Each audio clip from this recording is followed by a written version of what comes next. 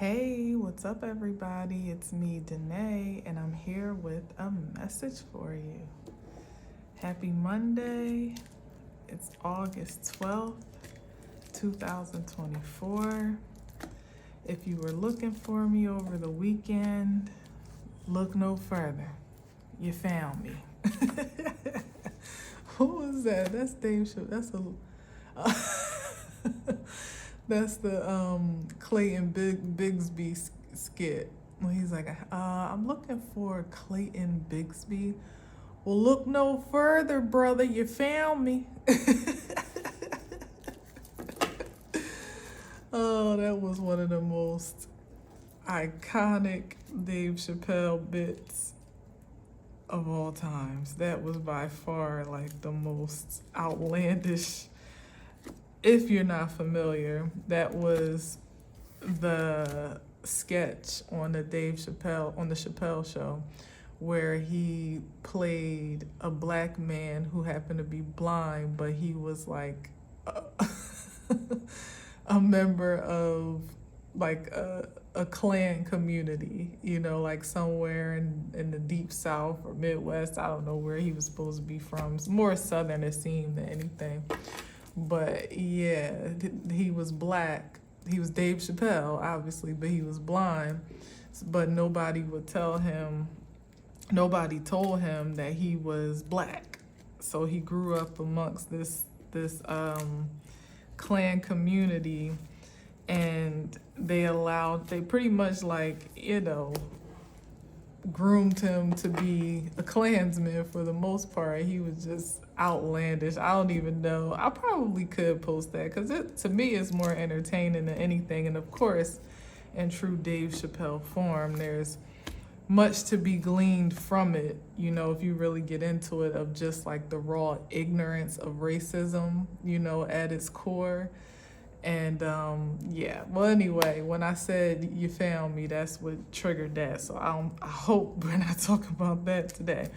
But in any event, I decided that this past weekend would be the beginning of my kind of like my summer kickback, where I'll take Saturdays and Sundays off for the rest of August. That'll be like my summer break or my summer hours, so to speak.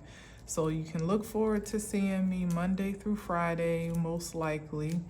And you probably won't see me in the form of a reading or a message over the entire weekend, starting from last weekend and on into the following 3. I think we got like 3 more left this month. But anyway, thank you for being here now. If you were looking for me, I appreciate it. If you missed me, God bless you. And also don't forget, as the summer is definitely moving along, to take advantage of the summer soul sale, which details are below, for questions at 11:11 and personalized prayers composed for your specific manifestation intentions. Okay, so take advantage now. I'm telling you, that's going to probably go throughout the whole entire summer up until the fall equinox, but it will be there before you know it. We will. So just ask a question. I'm promise you, for 11:11 you will be happy that you did. It just, if nothing else, to have a different perspective on something that you may already be contemplating or curious about for your own life, of course, not just like the wonders of the universe. You can go to Google for that, or maybe, I don't know, maybe you can ask that, I don't know. Whatever you ask, I will search my soul as deep as I can to answer as concisely as I possibly can, and clearly, and creatively, because the idea in this exchange of energy here is to be of service to more or less help elevate a higher perspective of whatever your situation or circumstance may be, even if it's just a matter of contemplation on a particular idea or decision, whatever it is you would definitely be well satisfied to try your hand at the service while it lasts, while supplies last, because after the fall equinox, I'm probably going to go back into hermit as far as public services is concerned, and it'll probably be more private and by referral and things like that again. So,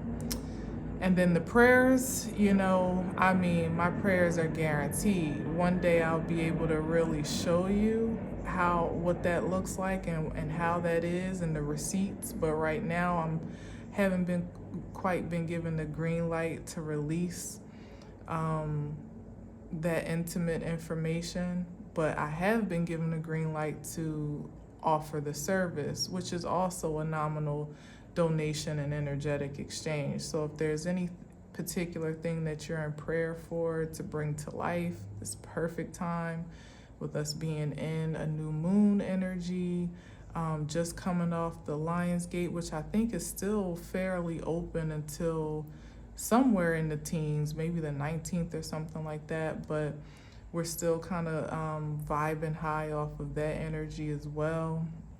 And basically the rest of Leo season is plenty time to activate some powerful intentions creatively. So however I can support, allow me to do so. Again, this was my thank you, my offering of gratitude to be available for exchange in celebration of being on this channel for a year. And I'm really pleased about the growth that I'm experiencing and where I feel I'm being guided to expand the content beyond just readings, which is why I only do one for now, because I don't want to get anybody used to seeing me more than once a day in this capacity.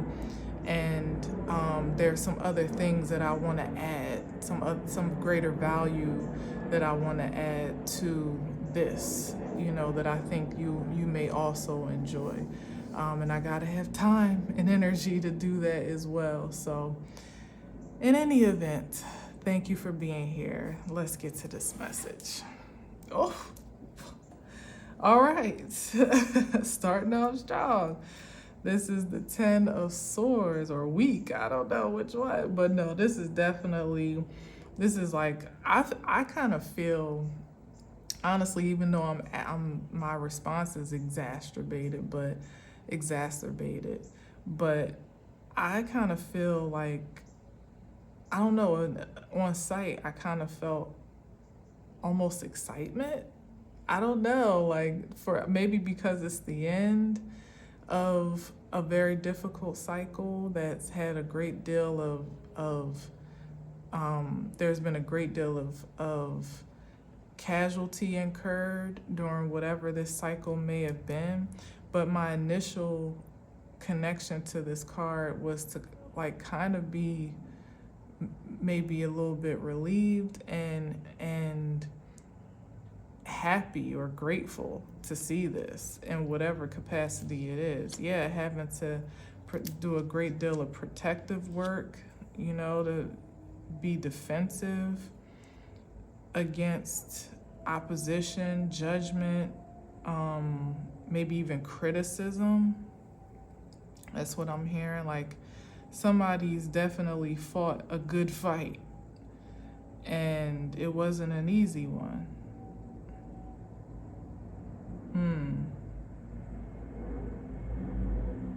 I feel like this is almost like an escape from being a casualty. That's what I'm sensing here.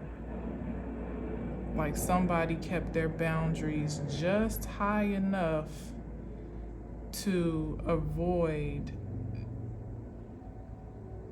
having this 10 of Swords moment personally, but what it did was close like kind of bring closure to the possibility of the threat.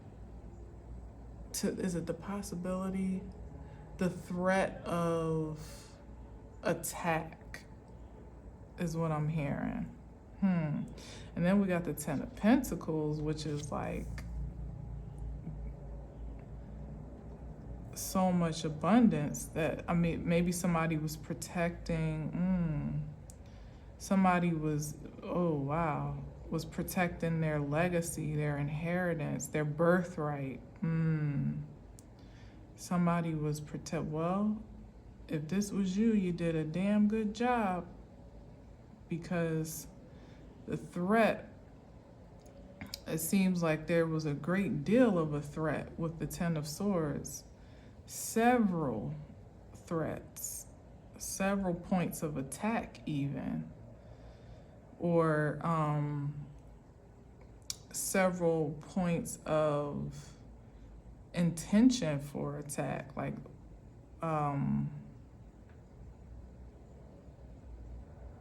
yeah.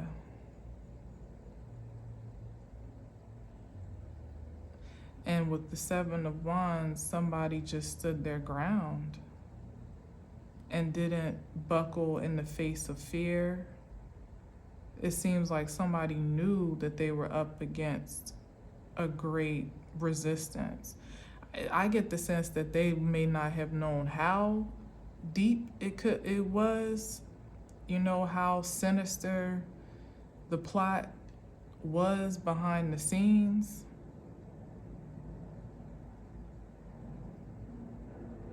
You know, how brutal this ending was supposed to be for them, had they not assumed a certain position of defense. It's like somebody, like everything was on the line on account of this ending. But instead of them ending up in this place, it's like everything that was against them is now in this place.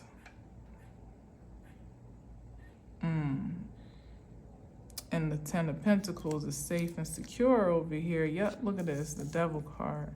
Safe and secure over here. Prime for a new beginning. Like, it's like somebody's literally walking into their fortune.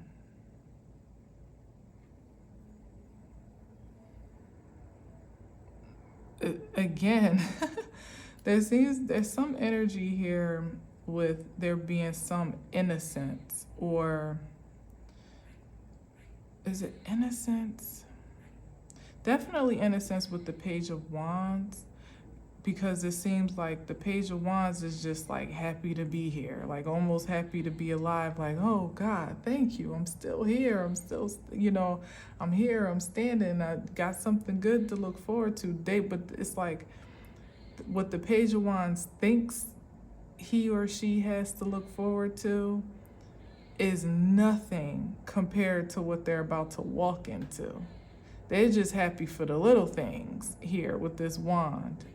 Good news, another opportunity, renewed energy, fresh ideas or new inspiration, a passion about anything, you know, to bring them some excitement or enthusiasm for life. It's like they're happy for it, like, ooh, what's this? Like a kid in the candy store type of energy, or in the toy store in this regard. But what they're about to walk into is like going to completely take them by surprise.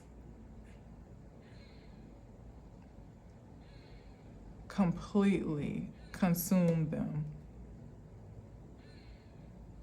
But what it will also do is, so what I was saying is there's some innocence here.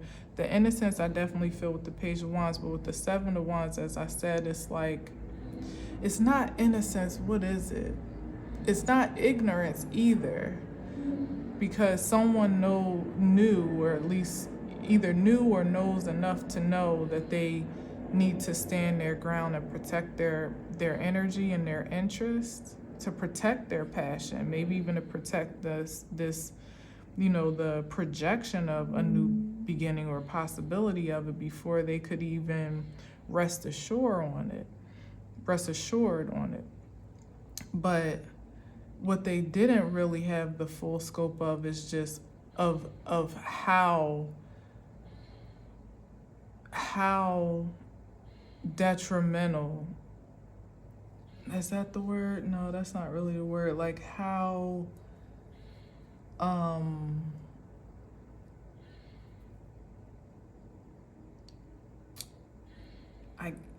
how exposed they really and truly were. Like, like somebody really was in a line of fire here with the 10. I mean, look, we got the devil card out here. So there were some really bad intentions on account of this resistance against someone.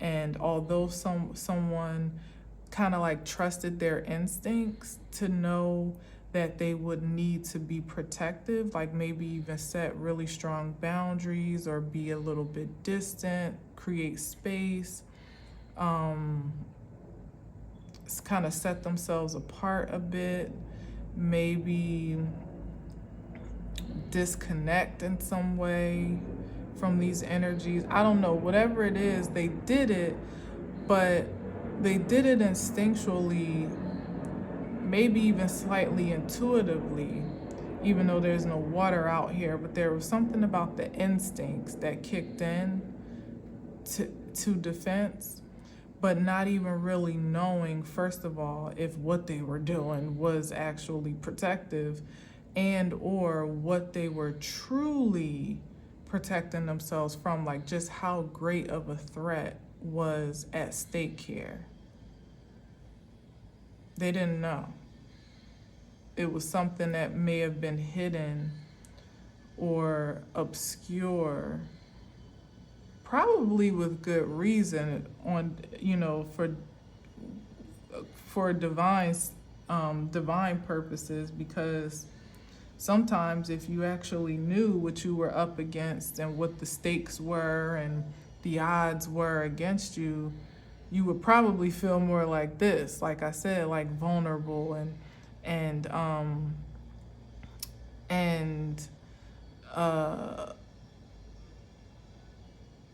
not weak, but there's a word that I want to find. Vulnerable is one thing, but I don't know. I'm having trouble with words right now. But yeah, where where you're just at this stage at the page, which is almost like childlike energy, where you could be easily impacted under the wrong circumstances. So vulnerable is definitely a word, but there's something else that's better than vulnerable that I'm not finding right now. But like I said, if you had known, you might have actually revered yourself to be more like this, and therefore, would have operated in that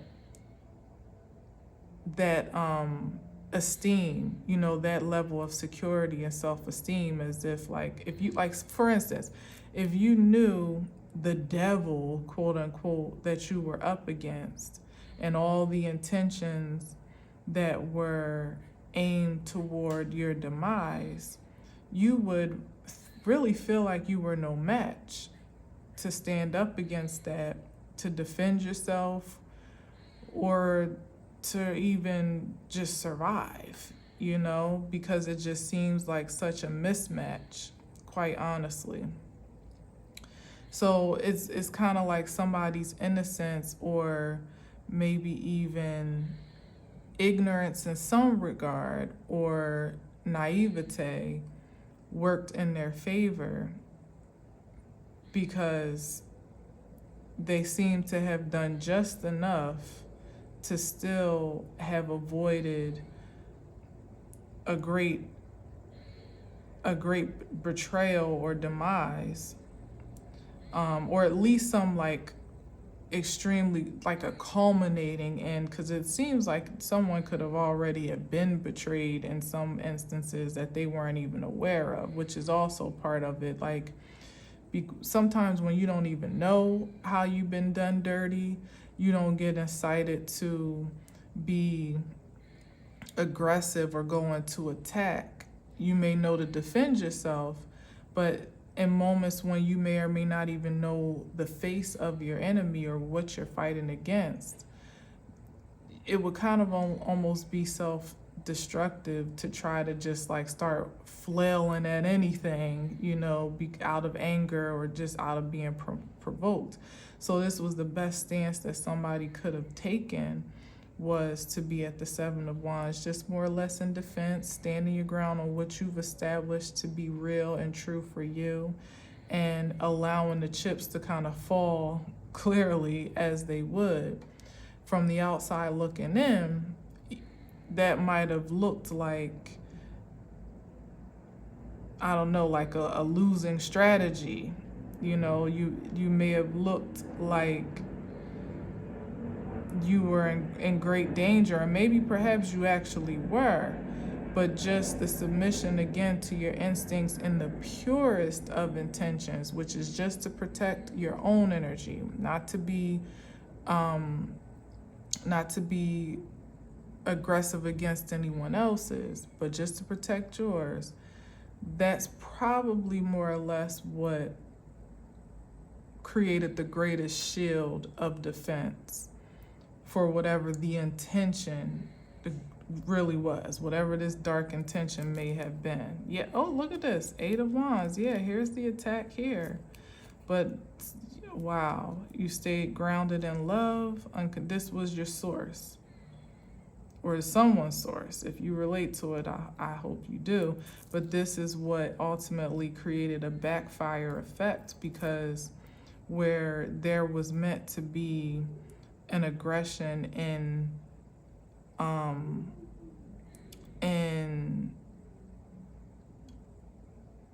what's the word, like a hateful aggression, or I'll say a violent, yeah, because the Ten of Swords can be very violent.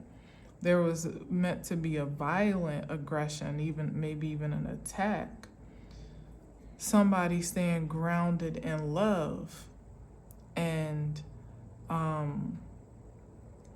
staying in peace, keeping your vibrations high, keeping your outlook positive, maybe staying in prayer.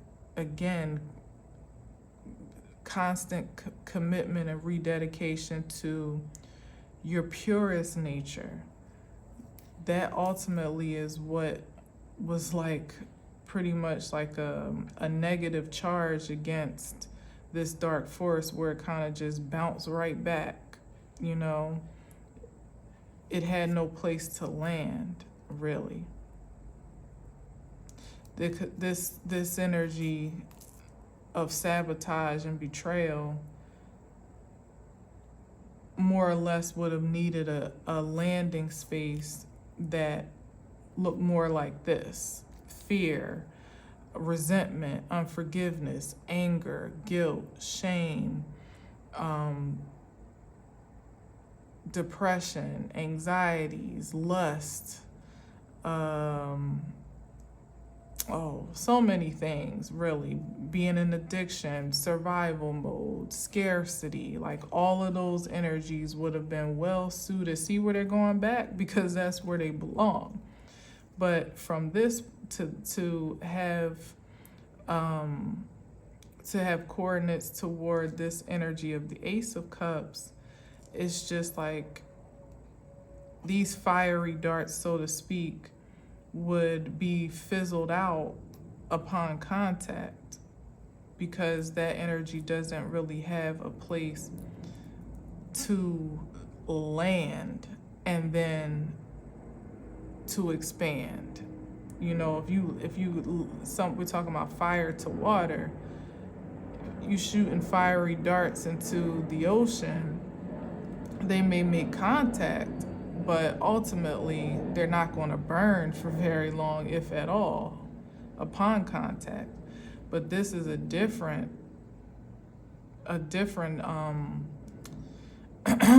reaction where it just had to pretty much reroute. It's like the energies came toward this frequency and were like, we can't land there. That for their own self-preservation, they needed to go back to a source where they felt more at home, which is more in this lower frequency. So if it wasn't for someone, again, taking the high road, standing their ground, committing to their convictions, maybe not even needing to know, because sometimes even like the insistence to know the who, what, where, why, when, and how can put you in a vulnerable state for attack. When you can't just, when you're not secure in the ambiguity, you know, like you don't even feel like you can really go on without knowing why you should, or what happened, or who did it, and when, and how, and what next. It's like all someone may have known is to just stand firm where they are. And that could have been all that was needed to avoid this demise. It's how I'm picking it up. Yeah, another vulnerable spot. With the Six of Cups, it's like somebody would have wanted to, what's that? Ooh, with the Queen of Wands. Yeah, somebody, the intention was to bring someone to this vulnerable state where, like an impressionable state, where they would feel helpless. That's kind of the word that I'm looking for. Like you would almost feel helpless, defenseless. There it is. Helpless and defenseless. Because it's like, what's this little Page of Wands when you feel like you have a Seven of Wands job on your hands, and that's just what you think. Little did you know you actually had a Ten of Swords cause for defense. And what's this Page of Cups going to do emotionally with a Six of Cups impression, but a dark diabolical Six of Cups impression? That means that this is you being perhaps manipulated or yeah, that's pretty much the only word I can use, or at least projected upon from someone that you would think you could trust with the Six of Cups, someone familiar. And then to perhaps find out that that was an illusion, or maybe even not to really know, but you know, you being attacked from a place that is most, first of all, sensitive to you, and also from energies that are at close proximity. There's really not a lot you can actually do about that without ultimately getting your own hands dirty. You know, like I said, to kind of like rage out and kirk out and react and respond impulsively in a way that would ultimately turn that energy back around on you and have it find a safe place to land. The very opposite of what you would really want to happen. But that was actually the intention. Oh, okay. So this was energy that really was anticipating that if they could bring you to a defenseless enough state, maybe an impressionable state, a dependent enough state, a helpless enough state, then you would be provoked to respond out of character or out of alignment and that you would ultimately sabotage yourself. And that would be the thing that would forfeit you from advancing or prospering in the way of this Ten of Pentacles, because to put yourself in alignment with this dark energy here automatically puts you out of alignment for Ten of Pentacles. The two just in this season don't coexist. They just can't. So somebody thought that if they could weaken your defenses enough to make you feel like, just to give you the impression that you were in high danger, that you were your back was up against the wall, literally, with the Seven of Wands, then that might provoke you to take an irrational, immature even, Queen of Wands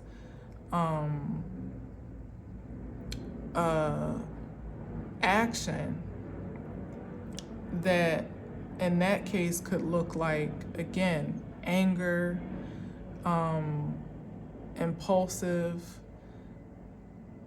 vengeful, in a mystical sense, like for you to start getting into a bag of tricks and start hurling all types of magic and spells and word curses, or even to really just turn the energy on yourself in a way that becomes self-destructive, where, like I said, you fall into your addictions to self-soothe or medicate to take the edge off because, your nerves are bad and you don't know. It's like, yeah, somebody was playing a real dirty game, but they didn't know what they were up against because you didn't know what you were to go up against.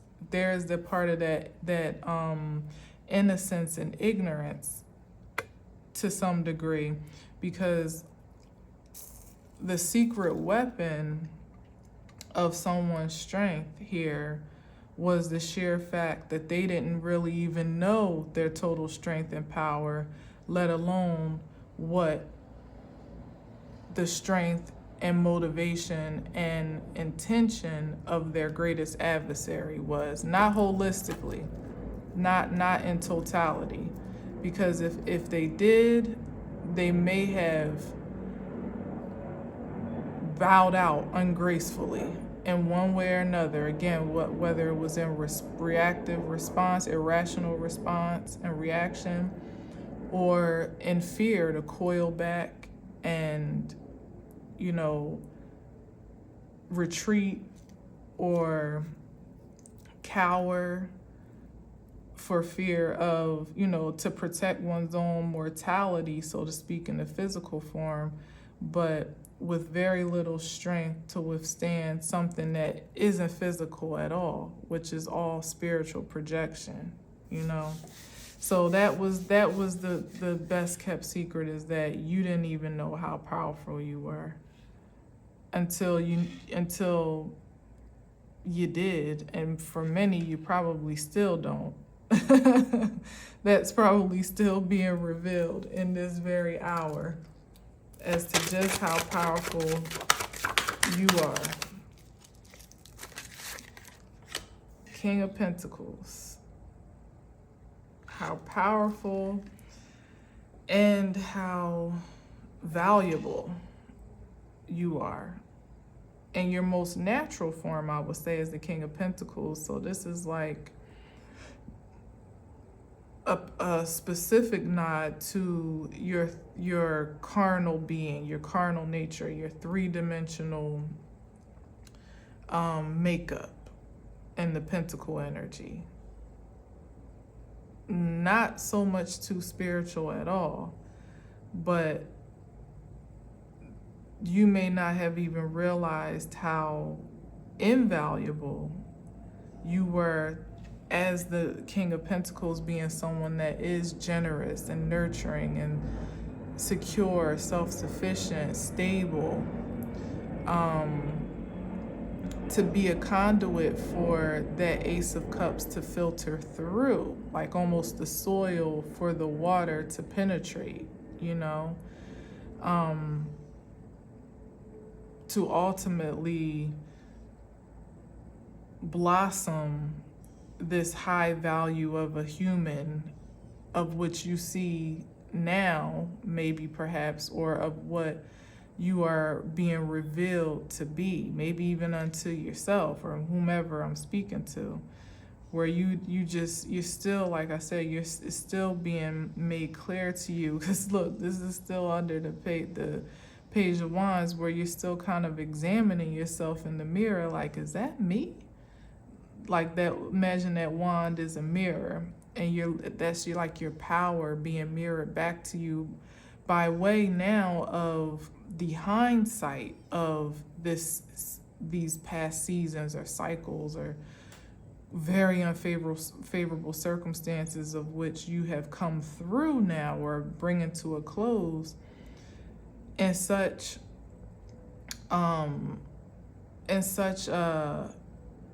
I would say a miraculous way, certainly a powerful way, that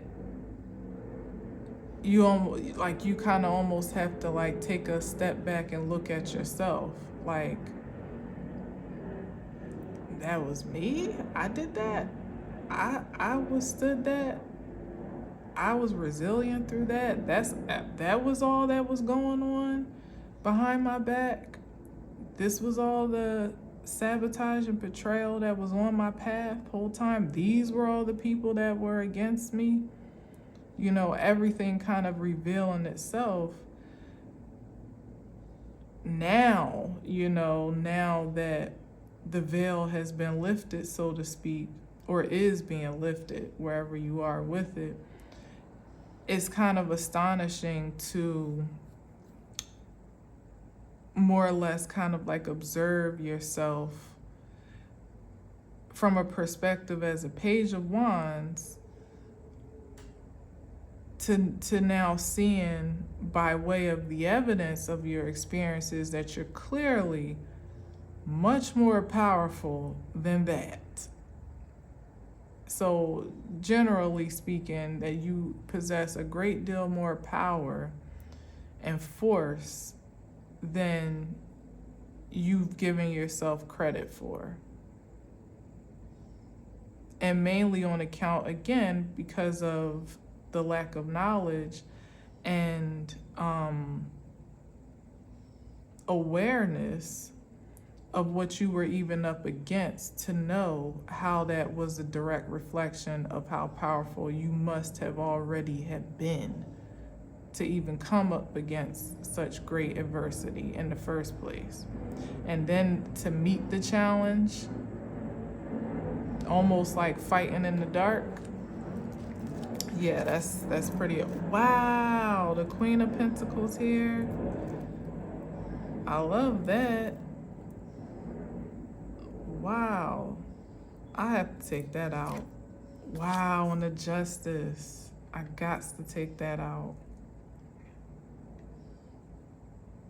So this is masculine or feminine.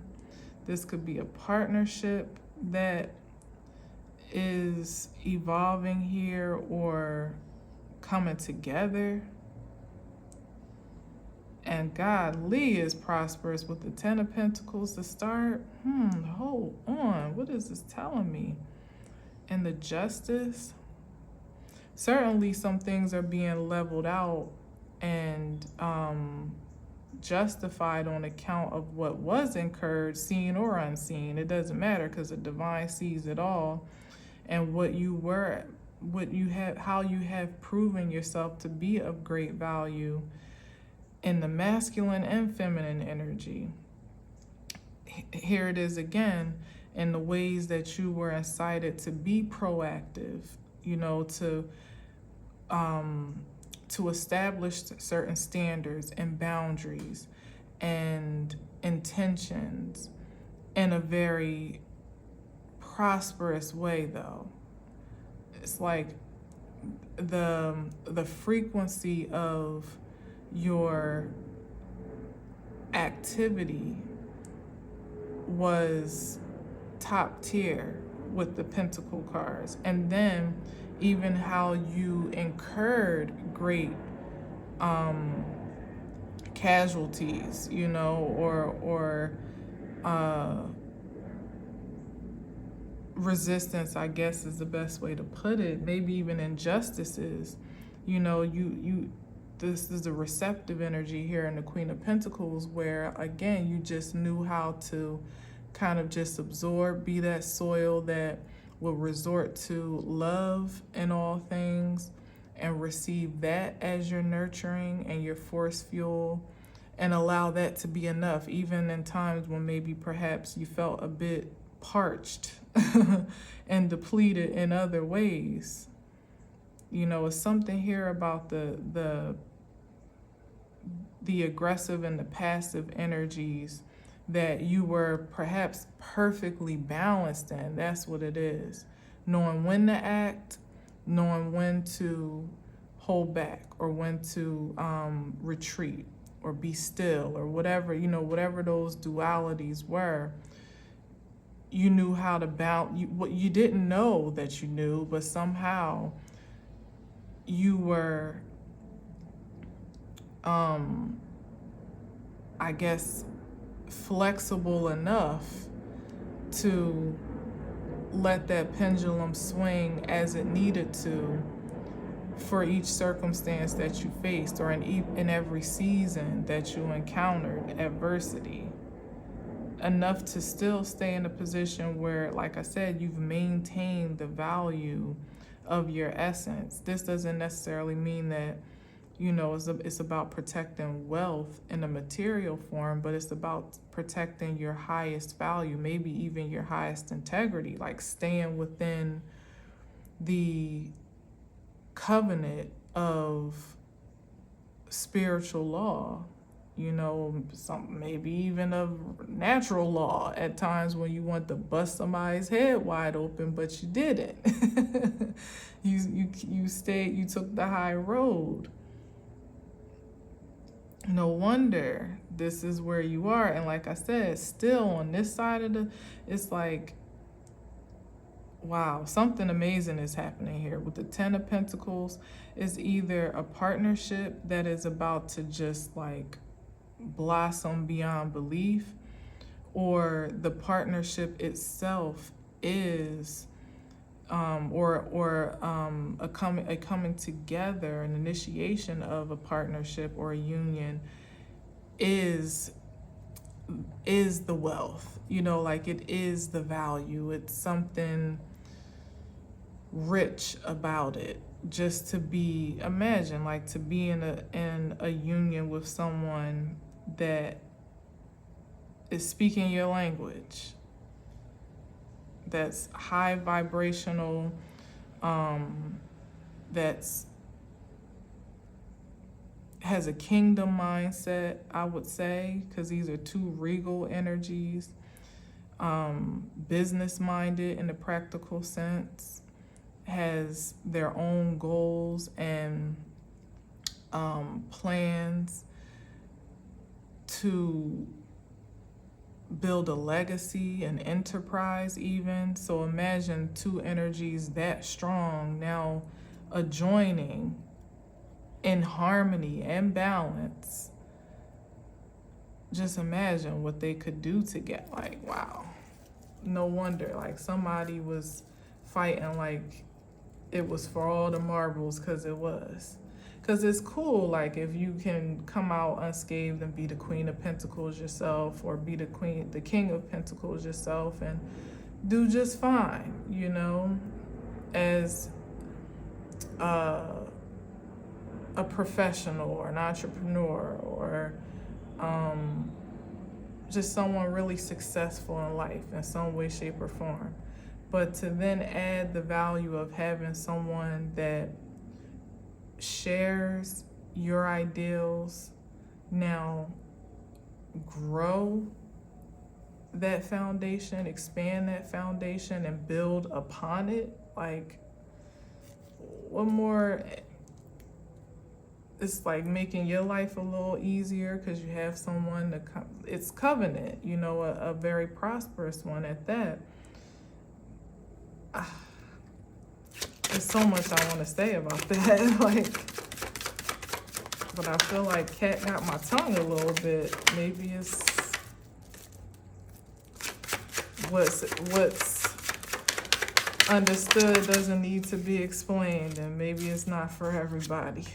If you know, you know type of energy. And wow, here's the King of Cups. So not to be devoid of love at all, because that's still a thing. But who doesn't want the money? What's under here? The Eight of Cups. So that, and oh, 8-8. So these are new beginnings. So this could be where, wow. So this could be where the King of Cups has evolved from things that they may have had to walk away from from this, you know, on their way to this partnership. This is the great leap of faith that ultimately could have been the act of bravery, you know, or defense, or even offense. You know, maybe the greatest offense for someone was just walking away from things that didn't serve them anymore. Almost like surrendering was the greatest offense. And, you know, like I said earlier, from the outside looking in, it kind of looked like a weak defense, or somebody looked like helpless, or, you know, like they were defenseless in some way, or vulnerable to attack. But that might have been the greatest thing that somebody could have done for themselves, to just kind of like put their hands up and back off, where they could, you know, to really discern where, again, you have an invitation to activate and initiate an offense or response, and when there's a time to retreat. Even with this here, like I said, the appearance of looking as if you're helpless. But are you really, though? Because we know, even with the Eight of Swords, that this is a self-imposed position of binding, where really at any given moment you can decide to be released and decide to be free. Take the blindfolds off, take the bondage off, and get up out of there. This is a projection of disempowerment, and perhaps, okay, that's the feminine energy of, you know, that almost kind of like a, what's the right word? Not like a decoy or an illusion.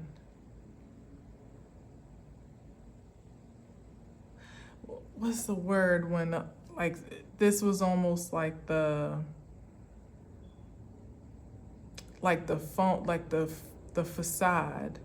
Like, oh, damsel in distress. I'm surrounded at every turn. I have no one to help me. I have no one to save me. And, you know, like almost looking like, you know, you get the point of what I'm saying here. That this was probably another strategy of offense, or, well, maybe offense and defense, but certainly defense, where someone appeared to look helpless. And maybe perhaps at times they actually were, to some degree, or just, like I said, didn't have any other recourse but to kind of just be in submission to a power beyond themselves, or at least a power beyond what they had yet acquainted themselves with. And where that may have looked to be the clincher for opposition, just as it did to walk away, it actually ended up being someone's greatest protection. Because if somebody sees you in this state, they almost feel like you're no threat. they can either have their way with you or just kind of like write you off, like, oh, she's done, you know, he gave up, you know, like that. This is something about this here. This may have been the energies of this partnership on either side, not exclusive to masculine or feminine, but the polarities again of the greatest defense and offense that someone or some ones could maintain in their own strength, knowing what they knew and what they didn't know, you know, knowing what they thought they were up against and also what they didn't know they were up against. And it just so turns out that vulnerability ended up being the greatest strength. Now you take that as you will, because that's deeper than just somebody being in a state of attack or in the line of attack. For someone to be emotionally vulnerable, more or less submitted to a deeper, I would say spiritual or even psychological, maybe even calling with the swords as well, like kind of knowing what your so-called weaknesses are, even probably more than you even know your strengths. But the vulnerability is back to that Ace of Cups, loving yourself through it nonetheless. Wow. That's what became the supercharge and the superpower. For someone to kind of know, like almost look their demons in the face with that Devil card, know exactly who they are. Well, at least what they can perceive of themselves to be, even through the projection of illusions, and to still love themselves through it. That's no easy, because again,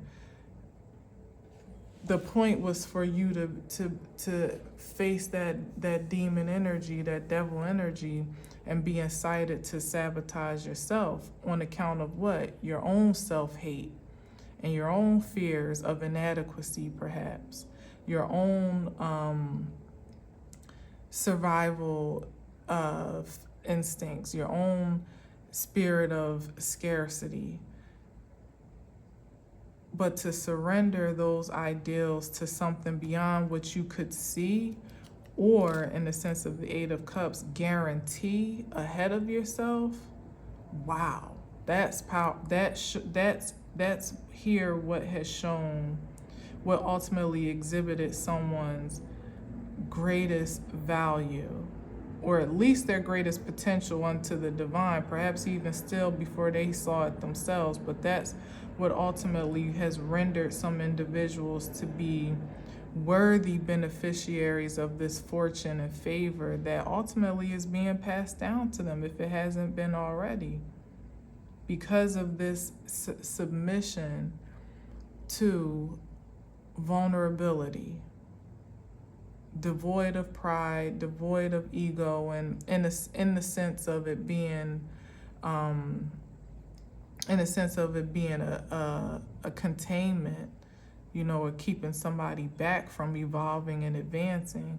Not to say anybody's completely void of pride and ego, because there's a purpose for all of it, but that's not what these energies that I'm speaking of would allow themselves to be held back by, even though it's the easiest thing to submit to, you know, because it's the most immediately gratifying to actually go deeper into loving yourself and to face circumstances that kind of almost like you can only go one way or the other. You can either go deeper into those lower frequencies and that dark nature, or you can go deeper into the love and into the light.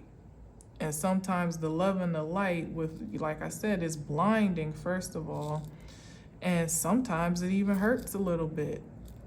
And certainly there is no guarantee of what you'll find of yourself or your circumstances on the other end, but having the faith and the fortitude to go that way anyway, wow. This is something. Amidst great, you see that came out in the struggle, but amidst great confusion, and I would say it's a struggle because this is what was projected for, for anyone that initiated themselves on that path, to be constantly inundated with illusions, with distractions. This is the nature of the resistance here, to make you feel like, you were perhaps going the wrong way or doing something wrong, or delusional even about your state of love for yourself, to push back on that. Like, how dare you think you're so worthy? How dare you think you're so supreme? You're so stable, you're so spiritual, you're so loving, and worthy of love. Like, this was the pushback in your own psychological nature, mind you, because it was ultimately the effort was to pour into these tainted cups that probably already existed within you, back at that Page of Cups energy, where you were vulnerable again from your childhood impressions and from the growing pains of life, to be programmed over and over again to think a certain way and feel a certain way more than anything about yourself. That was supposed to be the veil that was impenetrable, that no matter how many times, like, you pull one sword out of your back, here goes another one. You get over one hurdle, here goes another one. You heal from one insecurity, here's another one. You were never supposed to be able to see beyond this fog about yourself to gain a perspective of unconditional love for yourself. That was never supposed to be the result. In fact, there's been a great deal, and to value yourself in any high regard, to actually be an expectation for favor and fortune, like, who do you think you are? What evidence do you even have for that? When all that's being projected to you is just how much of a F up you actually are, and how unworthy you are, and how much work you need to do on yourself, and how wrong you are about life, and on and on and on. Whether it be direct projections and judgments, or criticisms, or it's universal societal ideals about you that you're perceiving again through that mirror reflection, that ultimately are what make up your self-esteem, that deeply contribute to it, unless you set a different standard for yourself, which again we have established takes a lot of strength and a lot of power. Wow. High Priestess. I'm taking it out. Oh my goodness, and here's the Ten of Cups. It's deep. It's real deep here. This is what breaking the veil looks like on the other side. To be able to see beyond the illusions, to see past them, to see through them, to see over them, to have insight of yourself, maybe even of the things that you have told yourself or subscribed to, to be able to resist that influence and then continuously recommit to higher, devote to something more supreme, and again, of which you have no physical evidence for a lot of times until after the devotion. Like you sort of have to like put the cart before the horse to break through an illusion such as this, like to commit yourself to a truth that you really have no reasoning to subscribe to before it then begins to crystallize. Same as what I was saying here, where you didn't really, you couldn't have known your strength, and you certainly didn't know all that you were up against, but what you determined of yourself to establish for yourself is like the cart before the horse energy, because had you not have acted in that faith and in that instinct, you would have never had you may not have ever had the opportunity to see the revelation of your strength on the other side of the veil, of the sabotage and betrayal. Damn, this is so much deeper than what I feel I'm giving it. But I'm gonna take this out too. Ten of Cups, because that's where it's all heading. Like, who are we kidding? Let's just not play with it today. Not just material affluence. This is spiritual affluence at its finest, with the High Priestess into the Ten of Cups. It's like a beautiful matchup here. King of Cups, seeing past illusions, both energies getting to the promise of their covenant, seeing it through, receiving the rewards and the benefits of their devotion and commitment, and expanding that, magnifying that. Wow. Let me just get a couple more and then I'm gonna close it out. The Two of Swords.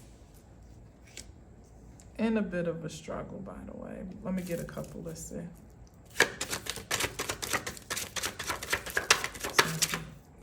Timer's already off.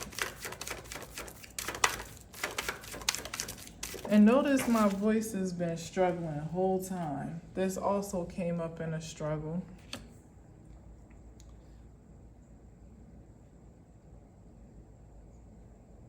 Because it's either people don't want, there's still energies that don't want you to see the harvest of your labor.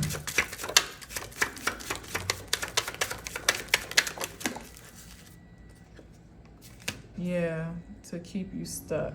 There's energies that would still give their life damn near at this point to impede progression. But see, this is at the end of this message. It's already too late. What's the Two of Swords, the Seven of Pentacles, and the Hangman in the face of the Ten of Pentacles, the King and Queen of Pentacles, the King of Cups, the High Priestess, and the Ten of Cups? What's there not to know, whether you can see or not, when you have High Priestess energy and even the King of Cups, who's also intuitive? What's there not to believe in at the Seven of Pentacles when you're sitting in the king and the queen seat, all you do is make money, pretty much. Like, that's the Midas touch type of energy. This is a long-term projection here. That there's always going to be more coming through. So it's like somebody wants to still project an illusion of your present state to really try to kind of like create a diversion from what already is, what's already been manifested. Like, you're still stuck, you need enlightenment, you still got a lot to learn. You know, you don't really know what you're doing. And the high priestess is the keeper of divine secrets. Even when you are in the market for enlightenment, all you do is command it. Through prayer, through proclamation, through supplication, through meditation.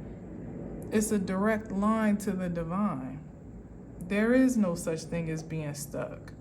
There's stillness, but there is never stuck. There's no such thing as being blind or ignorant. There's no such thing as being unfruitful or unprosperous.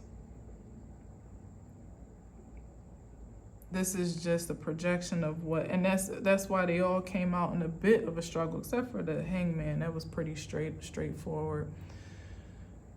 Because it's virtually impossible to maintain this influence when there's now there's so much evidence being turned over day by day that completely contradicts these illusions. Like, they like I said, that the Eight of Wands energy has nowhere to land because it has no place with the Ace of Cups. It fizzles before it even enters the force field.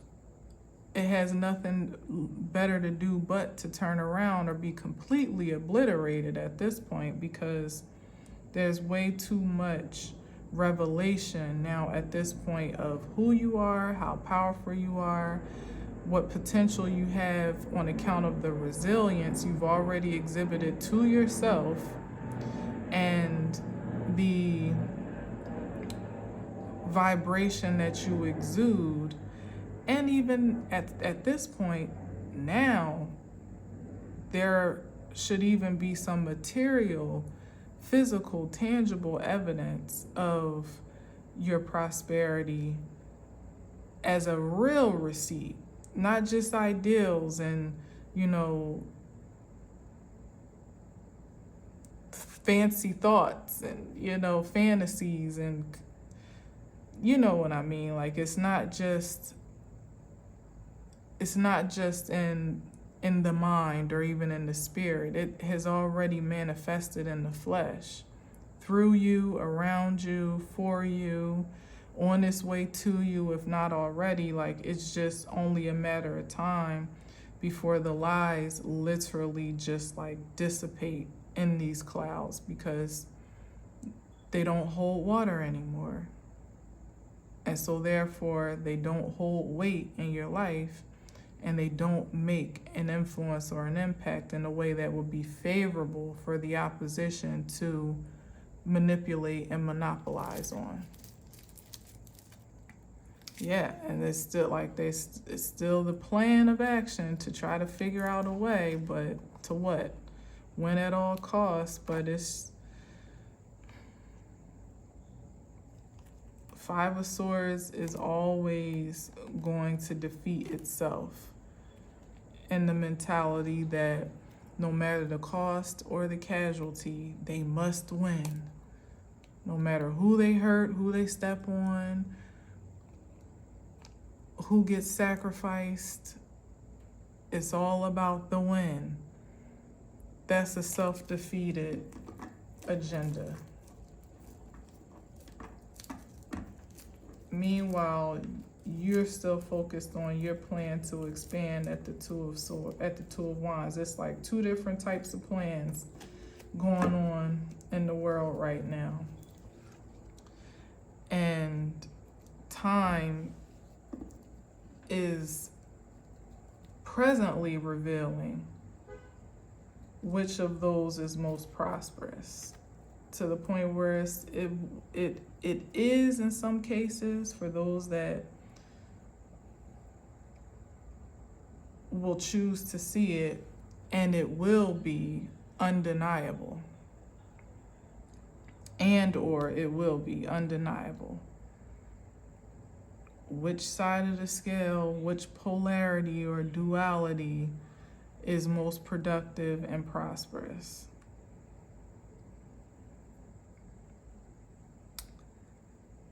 Won't be a secret anymore. Not to people personally, to take inventory over which road they chose and to kind of see where it has fared thus far, and to kind of look around and observe at where others are advancing, evolving, progressing. It won't be an illusion of fame and fortune and favor anymore that, projects it a certain way, like where it's actually lined up, like this is the way to it, to just be cutthroat and step on as many people as you can, like survival of the fittest. If that's not what you want, and you're weak type of energy.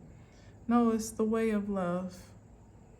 If your plan is not rooted in love, particularly divine love, certainly transmittable as into self-love, or whichever way, you get to it, the chicken or the egg, one way or another.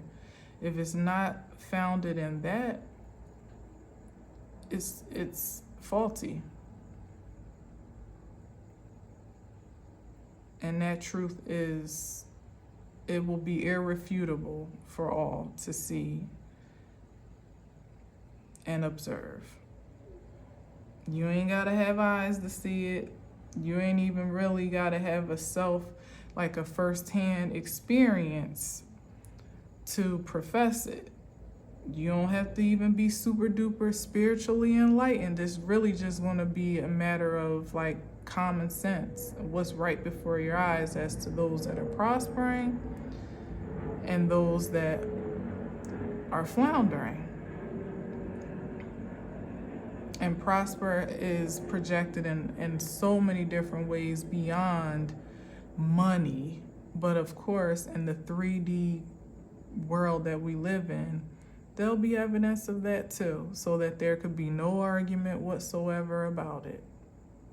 It's like every which way someone might want to kind of check the box off. Well, they don't have this, so they don't have that, so they can't be doing anything right. They don't have money, they don't have... Okay, it's like the spirit is like, okay, you need to see it that way too? Cool, no problem. And now you'll actually see the high frequency of divine beings on the outside of them, whereas before it was much more of an internal currency.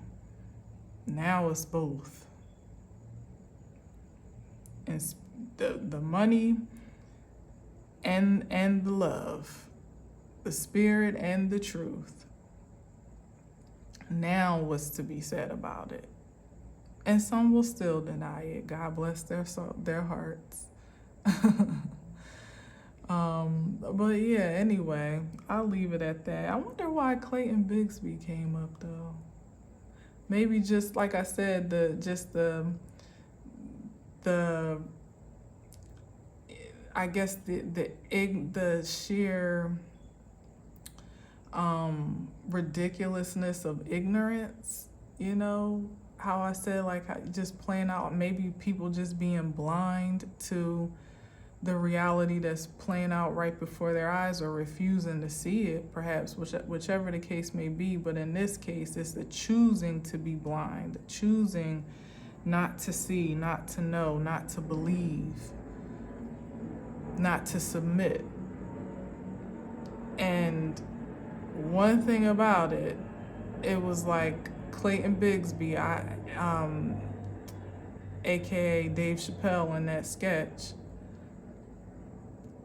was more or less like the fool, and everybody could see it but him, and his energy was being used. They even said like he's too important to the movement for us to tell him that he's actually black. So there's something deeper here with that too. Like, yeah, I feel something on that. Like, your energy being used to promote an agenda that you can't really see. You're too dissolute. You're too, like, something about blinders on, not to see that your energy is actually being used in a way that technically works against you. And that could even be in some connection, I feel, in the spirit to the year that we're in terms of choosing leadership and things like that. But I dare not try to dive into that now at the end of this message. But I will say, just be careful of how you willingly submit yourself to be a living sacrifice and even sacrament to the faulty foundations of this society and this world in general, this realm overall. Because there's something special about your energy, precious as a matter of fact, that if you were to conserve it and reserve it for something more worthy, let's say, you would actually be able to see just how impactful and impressionable it truly is when it doesn't get to extend to the places that are kind of like, at this point, have been dependent on it, and or even feel an entitlement to it to some degree, but certainly a dependency nonetheless. These energies are counting on the most valuable, most supreme of us creatively to choose to be blind and to choose to surrender our power under, really not even under duress at this point, because to some degree they've even given up on that objective, because so much of that hasn't even worked, to really cause the damage and the result that was intended, that now it's just the result of almost having you put yourself on the altar as the living sacrifice. And whatever way that means, and I'm not going to get too deep into it because I feel like that could go into a whole nother situation, but it's just a matter of being clear about where you stand, what your values are, what your convictions are. And it's not a matter of picking the lesser of two evils. We're off that. It's about championing for what is absolute truth and absolutely right and righteous according to your supreme source and according to the integrity that you submit to. So to be glamored or enchanted by anything otherwise, even by peers that say, well, you gotta do something, you gotta pick something, you gotta, yourself. A vote for yourself in total confidence goes a long way in this season. And I'll just leave it at that. All right. Thank you for listening and watching. Until next time, as always, I leave you with peace.